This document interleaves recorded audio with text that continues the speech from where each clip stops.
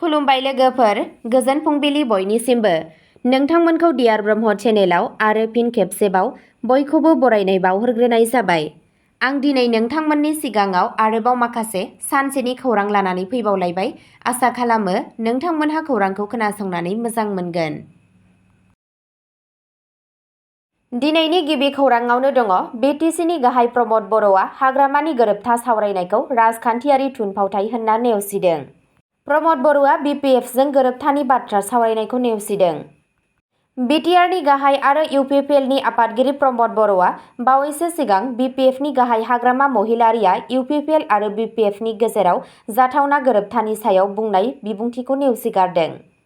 खौरांगिरिफोरजों सावरायनायाव बर'आ बुङो, हाग्रामाया फुङाव जा दाबि खालामो बेयो बेलासिसिम सोलायो।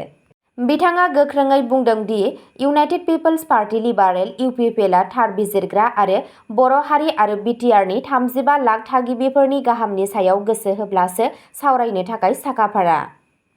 बर'आ गोसोखांहोदों दि इउपिपिएलआ सिगाङाव मोजां थांखिजों सावरायनो नाजादोंमोन, नाथाय हाग्रामा महिलारिखौ बेखौ राजखान्थियारि थुनफावथायाव सोलायनायनि दाय होदों।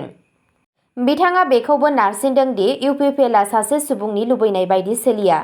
इउपिपिएलआव जायखिजाया थिरांथाखौ दोलोनि गेजेराव सावरायनाय आरो गोरोबथानि गेजेरजों लानाय जायो होनना बर'आ बुङो।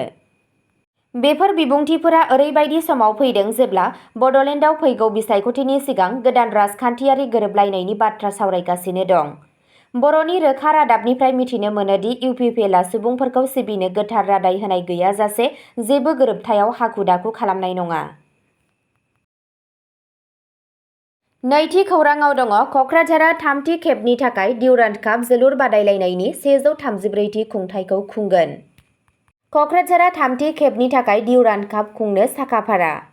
जारिमिनारि डिउरान्ड काप जोलुर बादायलायनाया थामथि खेबनि थाखाय आसामनि कक्राझाराव फैफिननो थियारि जाबाय, जेराव सोहोराव साखाफारा जानाया गोग्गानानै आसामनि जोलुर नोगोर महरै मिथिजायो।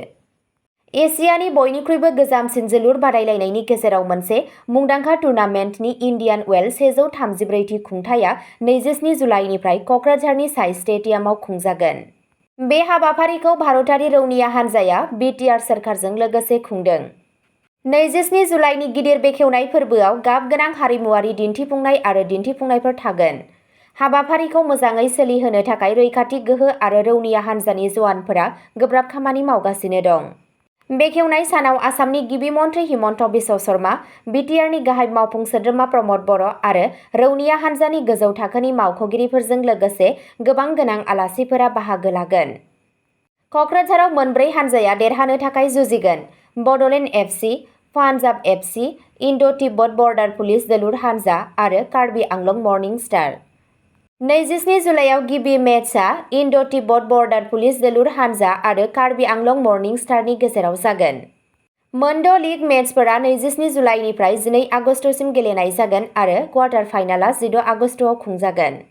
बे हाबाफारिनि सोमोन्दै आसाम फुटबल आफादनि गाहाय नेहाथारि ड सांग्रां ब्रह्मआ बुङो दि जोलुरखौ जौगाहोनायाव कक्राझारनि बांलांनाय बिफावनि सायाव गोग्गानाय मोनो आरो बे गिदिर बादायलायनायखौ खुंफुंनायाव हेफाजाब होनायनि थाखाय बयखौबो साबायखर बावो। डिउरान्ड कापनि फैफिन्नायखौ सा-सानजायाव गेलेमुफोरखौ थुलुंगा होनायाव आरोबाव मोनसे गिदिर आगान महरै नायनाय जायो। थामथि खौराङाव दङ अकिल गगैआ बाक्सा रेलीखौ दैदेनदों। बिपिएफ इउपिपिएलआ बिटिआरआव बिजेपिखौ फेजेननो थाखाय खौसे जानांगोन। अकिल गगैनि राइजर दल फालिदों। बिटिसि बिसायख'थिनि बिथांखि फोसावदों। राइजर दलआ गावनि आफादगिरि आरो एमएलए अकिल गगैनि दैदेननायाव 24 जुलाइखालि बाक्सा जिल्लानि सिङाव थानाय बरपेटानि मिलन बाजाराव मोनसे गिदिर हानजा सुरनाय हाबाफारि लादोंमोन। बड'लेण्ड टेरिटरियेल काउन्सिल बिसायख'थिनि कालारखौ दासिमबो फोसावनाय जायाखैब्लाबो बर' टेरिटरियेल ओनसोलाव राजखान्थियारि बारहावाया गोख्रोंसिन जागासिनो दं।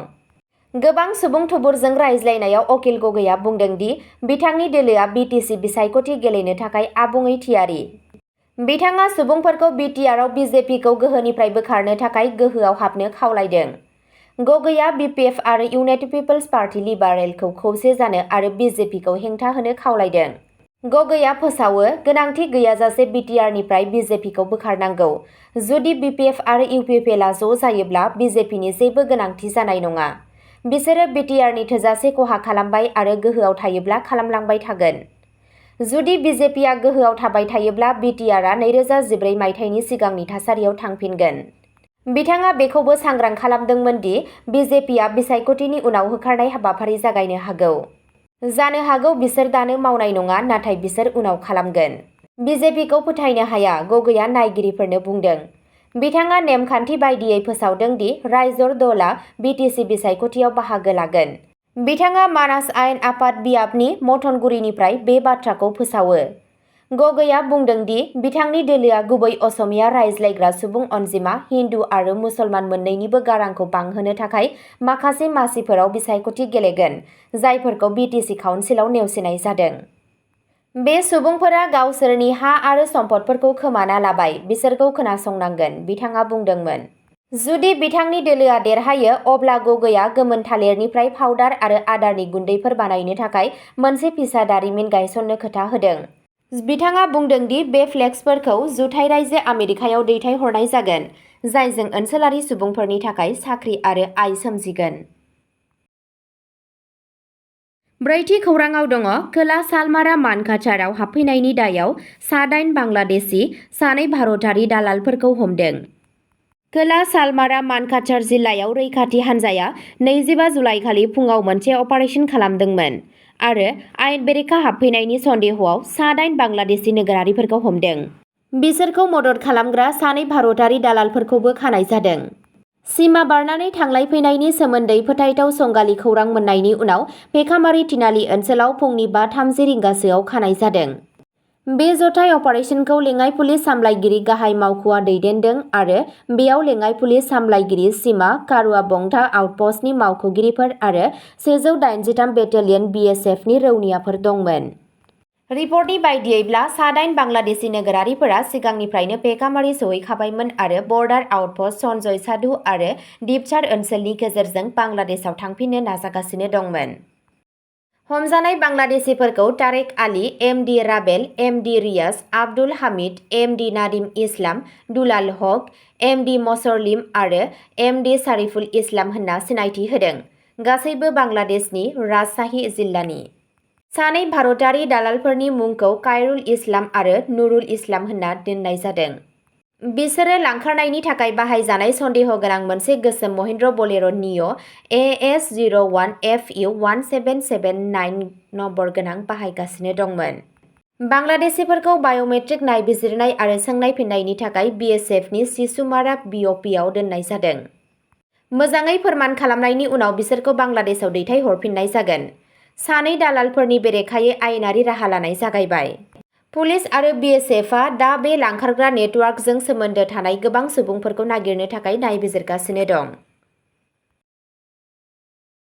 5थि खौरांआव दङ बङाइगावआव पिडब्लिउडि इन्जिनियार जसिता दासनि गावखौ फोथैनाय जाथायाव आरोबाव सासे हमबावदों। पिडब्लिउडि इन्जिनियार जसिता दासनि गावखौ फोथैनाय जाथायनि मोनसे गोदान जौगाखांनायाव बङाइगाव सदर पुलिसआ थामथि खाजादों। पुलिसआ बङाइगावनि बर्षानगर मिनि स्टेडियामनि डिजाइनार देवजित शर्माखौ खायो। जसितानि सुइसाइड न'टआव बिथांनि मुंखौ मुंख'नाय जादोंमोन। पिडब्लिउडिनि सासे जुनियर इन्जिनियार जसिताखौ समबाराव बरपारायाव गावनि भारा न'आव फासि नांनानै थानाय हालोदाव मोन्नाय जादों। बिथांजोआ बोसोरसेसो बङाइगावआव खामानि मावगासिनो दंमोन। बिथांनि रुंसारि जानाया गासै आसामाव गुबैयै इन्जिनियारिं आरो सोरखारि बेंखनफोराव सुबुंफोरखौ सोमोनांहोदों। गावनि सुइसाइड न'टआव जसिताया सासे गागि पिडब्लिउडि मावख'गिरिफोर बारग' मावफुं इन्जिनियार दिनेश शर्मा मेधि आरो बारग' एसडिअ अमिनुल इस्लामखौ गोसोआरि दुखु होनायनि दाय होदों। बिथांजोआ ठिकादार रुद्र पाठक आरो बुमिनसारगिरि देबजित शर्मानिबो मुं लादोंमोन। जसिताया लिरदों दि मावथांखियाव नांगौ रोखोमनि सावगारि आखिनाय आरो फोरमानलाइफोर गैयाब्लाबो बिथांजोआ गसाइगाव एलएसीनि सिङाव बरससगावआव एमआइएन स्टेडियामनि थाखाय सासे ठिकादारनि बिलखौ बोखारनो नारसिनजादोंमोन। बिथांजोआ बुंदोंमोन दि बियो सुइसाइडआव गासैखौबो सामलायनो थाखाय हारसिं थालांदोंमोन मानोना बेवहाय साइट इन्जिनियार गैयामोन। बिथांजोआ देबजित शर्माखौ आबुं अनुमान होनायनि दाय होदों। जसितानि न'टआ दाबि खालामदों दि जिंगा सिखांनायनि उनावबो बिथांजोआ जेबो हेफाजाब मोनाखैमोन आरो गोबां नारसिननायाव थाबाय थानो नारसिनजादोंमोन। बिथांजोनि थैनायनि उनाव बिथांजोनि बिमाया गावनि फिसाजोनि गोसोआरि नारसिनथायनि थाखाय मावख'गिरिफोरखौ दायनिगिरि खालामनानै मोनसे एफआइआर होदों। बियो गावनि खामानिनि नारसिनथायखौ रानलायबाय थायोमोन। बिथांजोआ गोसोआरि महरै बायदोंमोन। बिथांजोनि बिमाया खौरांगिरिफोरनि सिगाङाव बुंदों। पुलिसआ दासिमबो जाथायनि सायाव नायबिजिरगासिनो दं आरो बुङो दि आरोबाव हमजाबावनो हागौ। द'थि खौरांआव दङ सिआइटि कक्राझाराव बड'फा उपेन्द्रनाथ ब्रह्मनि मुसुखानि थाखाय अन्थाइ खाम्फा गायसनदों। मानगोनां सीएम प्रमद बर'आ सिआइटि कक्राझारनि लांगोनायाव बड'फा उपेन्द्रनाथ ब्रह्मनि मुसुखानि अन्थाइ खाम्फा गायसनदों। बे मुसुखाया ब्रह्मनि उनमोनथाइखौ मान होगोन, जायखौ बर' हारिनि रैखागिरि महरै मिथिनाय जायो। बे फोरबोआव सिआइटि कक्राझारनि सामलायगिरि एडिशनेल चार्ज प्रफेसार देबेन्द्र जालिहालजों लोगोसे गोबां गुबुन गेदेमा सुबुंफोरा बाहागो लादों। स्निथि खौरांआव दङ तामुलपुराव समबाय आफादफोरखौ गोख्रों खालामनो थाखाय बिटिसिआ सांग्रांथि हाबाफारि खुंदों। मानगोनां सीएम श्री प्रमद बर'नि दैदेननायाव बिटिसिनि हेफाजाब बिफाना जिल्ला खुंथायजों लोगोसे तामुलपुर सरकारा कचुबारिनि गपाल मन्दिर थाखोआव सांग्रांथि आरो फोरोंथाय हाबाफारि खुंफुंदों।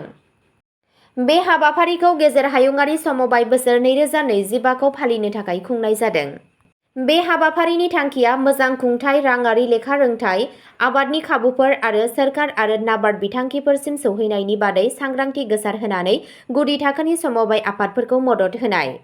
मानगोनां एमएलए श्री जलेन दैमारी, मावफुं सोद्रोमा श्री उकिल मुसाहारि आरो डक्टर धर्मनारायण दास, बिधान सभानि सायख'जानाय सोद्रोमा श्री हेमन्त केआर राभा, मासिगिरि श्रीमती कबिता रानी दास आरो गोबां गोजौ थाखोनि मावख'गिरि आरो रोंग'साफोरा बे हाबाफारियाव बाहागो लादों। अब्ला दिनैनि खौरांआ एसेनोसै। गोजोन्थों।